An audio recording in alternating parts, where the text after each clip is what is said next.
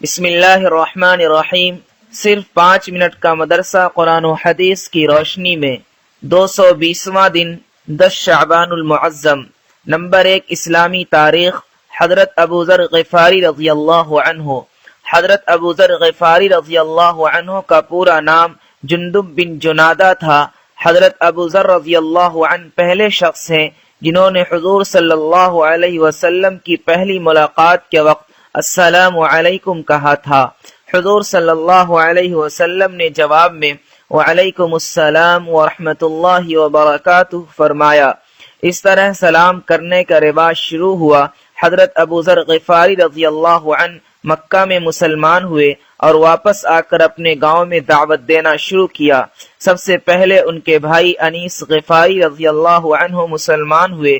ان دونوں کی چند مہینوں کی محنت سے قبیلہ غفار کے اکثر لوگ مسلمان ہو گئے، اور جو رہ گئے وہ حضور صلی اللہ علیہ وسلم کی مدینہ ہجرت کے بعد مسلمان ہو گئے۔ غزوہ خندق کے بعد حضرت ابو ذر رضی اللہ عنہ مدینہ آ کر حضور صلی اللہ علیہ وسلم کی خدمت میں رہنے لگے۔ آپ صلی اللہ علیہ وسلم کے انتقال کے بعد شام کے علاقے میں چلے گئے اور حضرت عمر رضی اللہ عنہ کے زمانے تک وہیں رہے۔ وہاں کے لوگوں کا دنیا کی طرف میلان دیکھ کر انہیں دنیا داری سے روکنے میں سختی کرنے لگے۔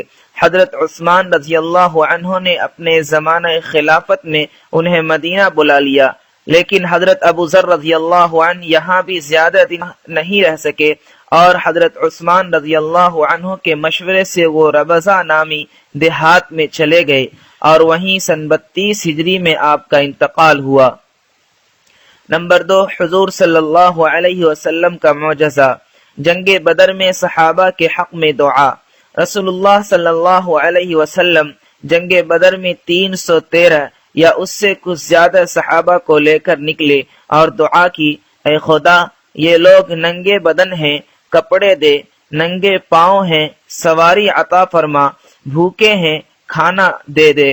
اس دعا کا یہ اثر ہوا کہ جب یہ لوگ واپس لوٹے تو ہر شخص کے پاس 1 یا 2 اونٹ، کپڑے اور کھانے کی چیزیں موجود تھیں۔ نمبر 3 ایک فرض کے بارے میں ہمیشہ سچ بولو۔ رسول اللہ صلی اللہ علیہ وسلم نے فرمایا، تم سچائی کو لازم پکڑو اور ہمیشہ سچ بولو، کیونکہ سچ بولنا نیکی کے راستے پر ڈال دیتا ہے اور نیکی جنت تک پہنچا دیتی ہے۔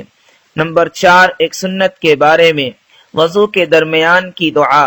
رسول اللہ صلی اللہ علیہ وسلم وضو کے دوران یہ دعا پڑھتے تھے، اللہم اغفر لی ذنبی ووسع لی فی داری وبارک لی فی رزقی۔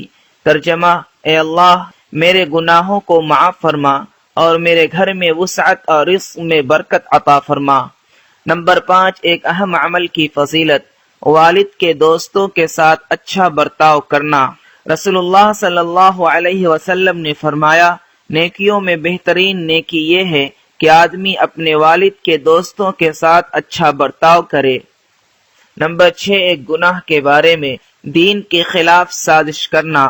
قرآن میں اللہ تعالیٰ فرماتا ہے، ان خیانت کرنے والے لوگوں کی حالت یہ ہے کہ لوگوں سے تو پردہ کرتے ہیں اور اللہ تعالیٰ سے نہیں شرماتے، جبکہ اللہ تعالیٰ اس وقت بھی ان کے پاس ہوتا ہے جب یہ رات کو ایسی باتوں کا مشورہ کرتے ہیں جن کو اللہ پسند نہیں کرتا، اور اللہ تعالیٰ ان کی تمام کارروائیوں کو جانتا ہے۔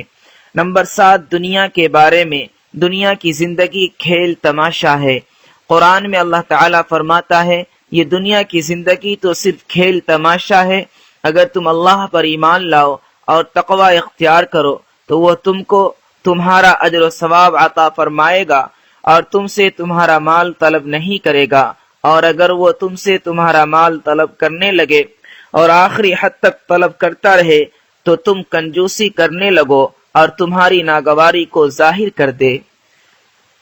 نمبر 8 آخرت کے بارے میں جنتی اللہ کا دیدار کریں گے۔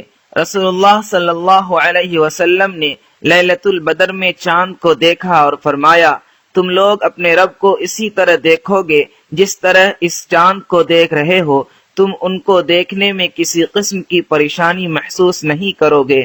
نمبر 9 طب نبوی سے علاج۔ پھوڑے پھنسی کا علاج۔ آپ صلی اللہ علیہ وسلم کی بیویوں میں سے ایک بیوی بیان فرماتی ہیں کہ ایک دن رسول اللہ صلی اللہ علیہ وسلم میرے پاس تشریف لائے اور دریافت فرمایا، کیا تیرے پاس زریرہ یعنی چریتا ہے؟ میں نے کہا ہاں۔ تو آپ صلی اللہ علیہ وسلم نے اسے منگایا اور اپنے پیر کی انگلیوں کے درمیان جو پھنسی تھی اس پر رکھ کر یہ دعا فرمائی، اللہم مطفئ الکبیری ومکبر الصغیری اطفئها عنی۔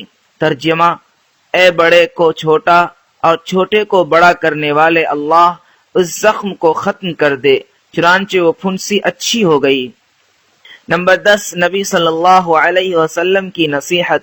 رسول اللہ صلی اللہ علیہ وسلم نے فرمایا، قرآن پڑھا کرو، کیونکہ قرآن قیامت کے روز اپنے پڑھنے والوں کی